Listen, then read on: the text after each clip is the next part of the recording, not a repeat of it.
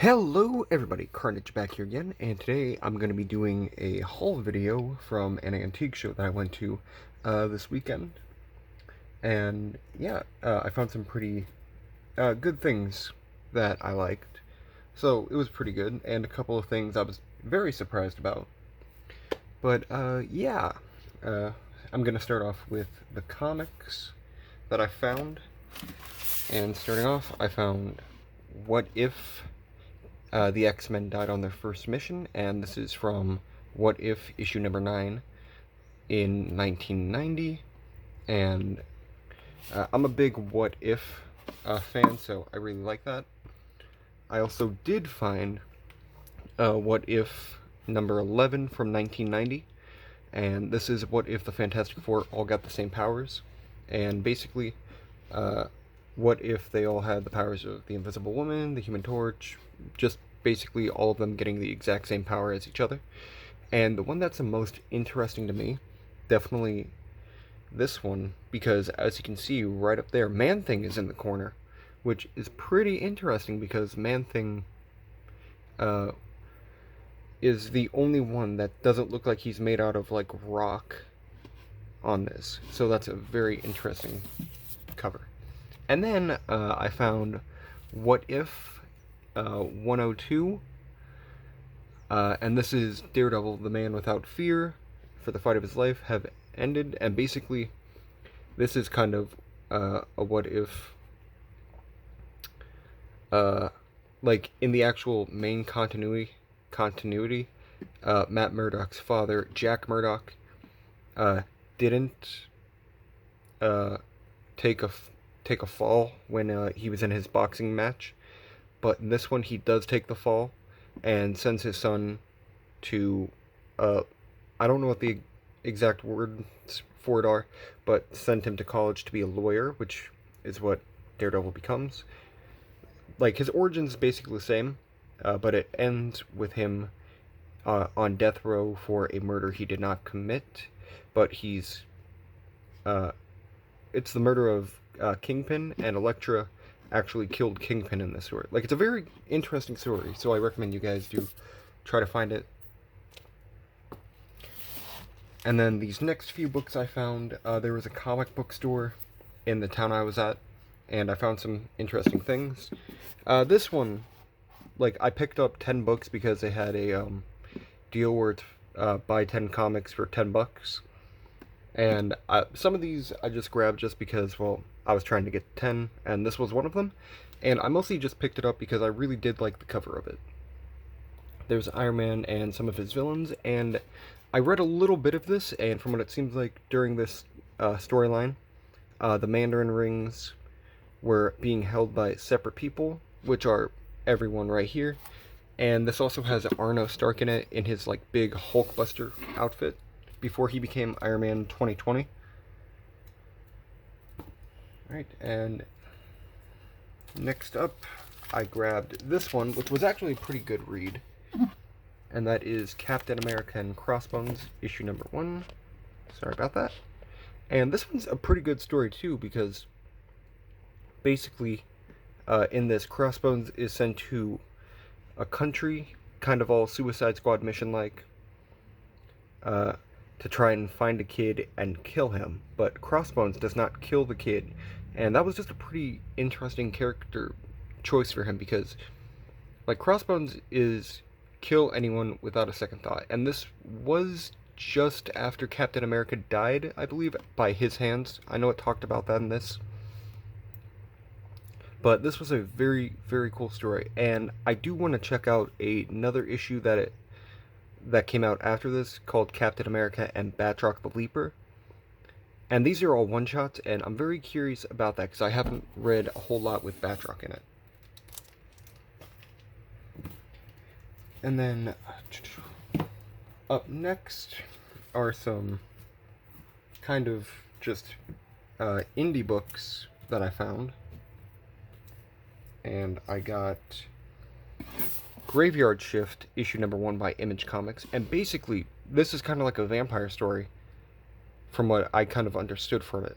Like, it was a very interesting read. Like, I don't want to spoil anything, even though this book did come out, like, 7 years ago at this point, I believe. It's a very, very interesting first issue, and I do kind of want to pick up issue number 2, because I did really enjoy it.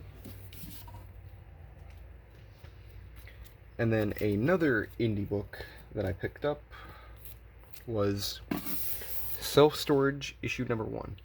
And I can't really describe what it is, but basically, from the first couple issues that I found, these guys are basically like if you've ever seen the show Storage Wars, they basically do this. It's in black and white, kind of like the Walking Dead comic, and it's a very interesting read. And this issue ends with this guy in the baseball cap and the shotgun finding a woman in a storage locker who basically turns people into like zombie-like creatures, which I thought was pretty interesting. It's a very good read, like very entertaining. And then I found issue 2 to that same story, and I just really love the covers of these. Like, these are just beautifully done. Like, I especially really love this one. Really, really cool. And now going back into the superhero books, I actually, like, for those of you who don't know, I'm a big fan of X-23, and I found a couple of issues with X-23 in it from, what was it, when she had her run as Wolverine when Wolverine was dead. And let me just kind of adjust that for you so you can see the cover more. There we go. And this is issue number 25. This is a variant edition. And, like, I just really liked the story so far. Like, it's very good. And I also found issue number 19.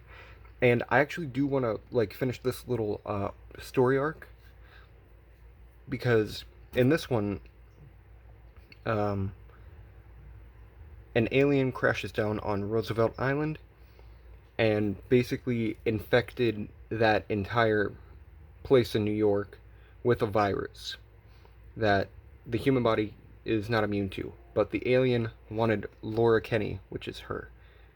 And I'm not gonna lie, like, both of these very beautiful covers. Like, I definitely really do like this one the most, though. Like, there's just, like, it's very realistic looking. Like, I do think she is a little pale in the cover. Like, let me just, yeah, like, she's very pale in this, but I mean, aside from that, it's a great story so far, and I do kind of want to finish it. And then I found another interesting, like, comic that I bought just to get to 10. And this is All New X-Men issue number 28. And this one just kind of piqued my interest the most because Professor X, like, I just really liked how this looked like, because you can see Professor X in the background, and then you can just see the young X-Men right there. And apologies, it is covering up Angel a little bit, but there's a better look at it for you. Yeah, and I'm actually haven't read anything about All New X-Men, so I thought I'd, like, give it a couple issues. And then this one I was actually excited about because I actually found issue number 1 to that series, I believe. Yeah, Brian Michael Bendis.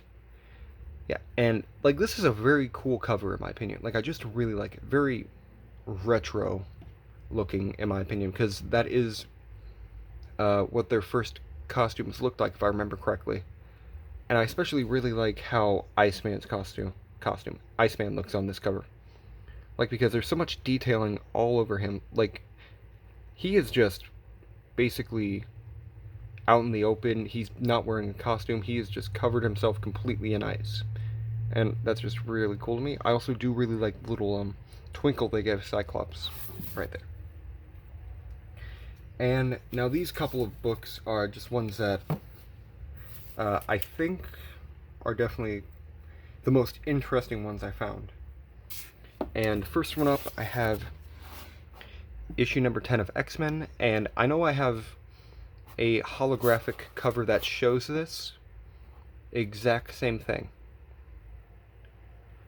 And I don't know if this book is, like, valuable or anything like that. I just mostly picked it up because, like, it's just a very nice, cool looking cover. And that's basically it. And apparently this is the return of Longshot because we demanded it. So I don't know if that's like a rare book or anything. I just found it for like $4, yeah, at some booth. And then I found this book, which I was actually pretty excited about, and this is issue number 21 of the West Coast Avengers.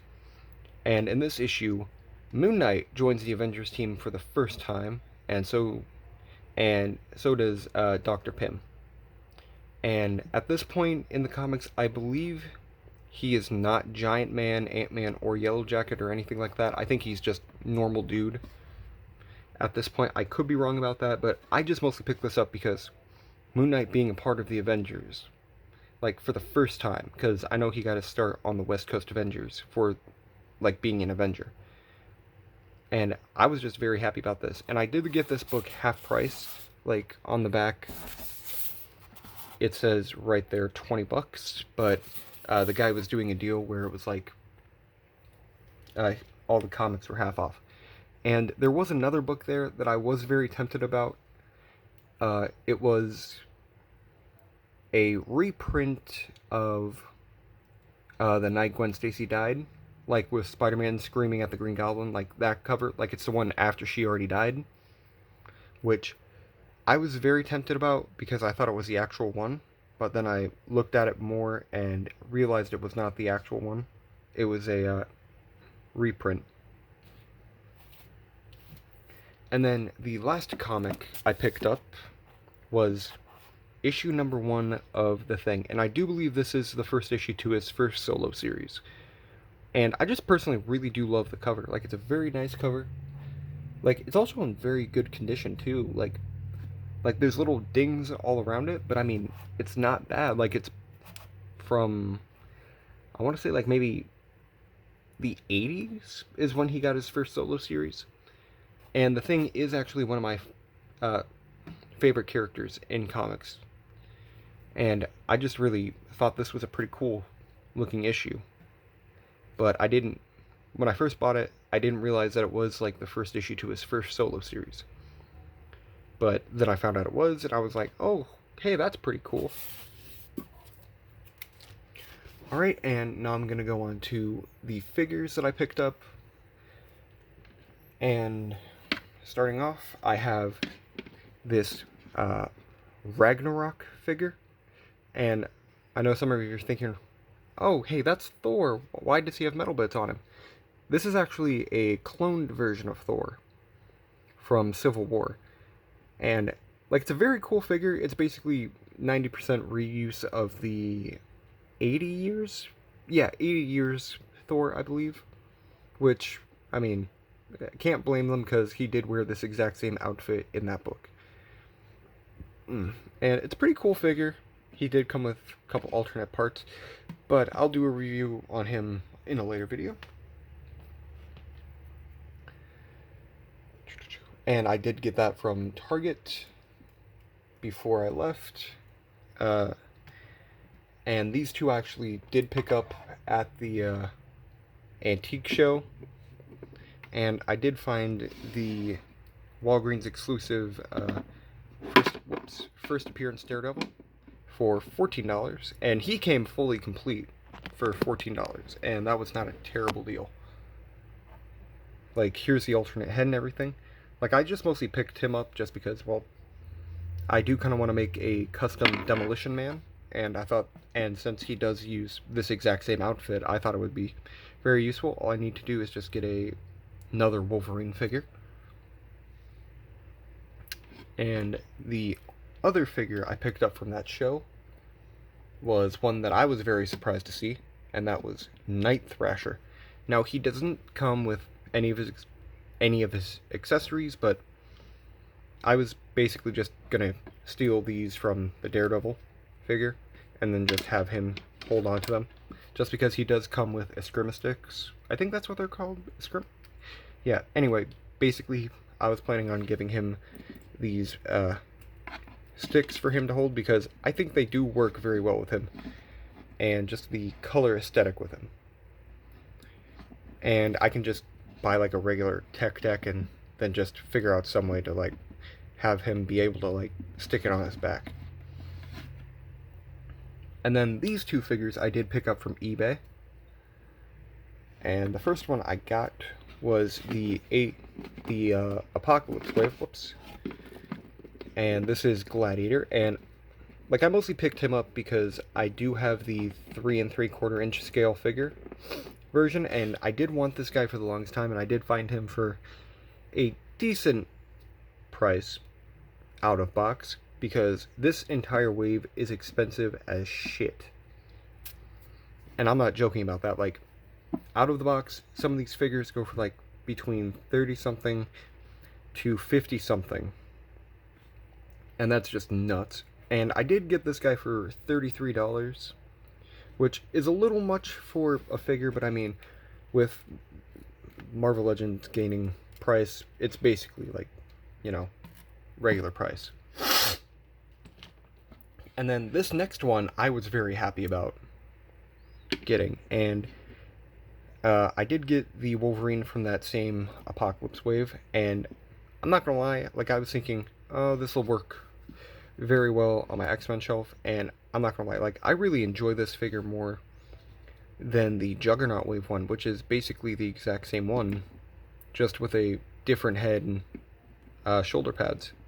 Like, this one comes with the shoulder pads and everything. The other Wolverine that came with the Juggernaut Wave, that one's definitely different.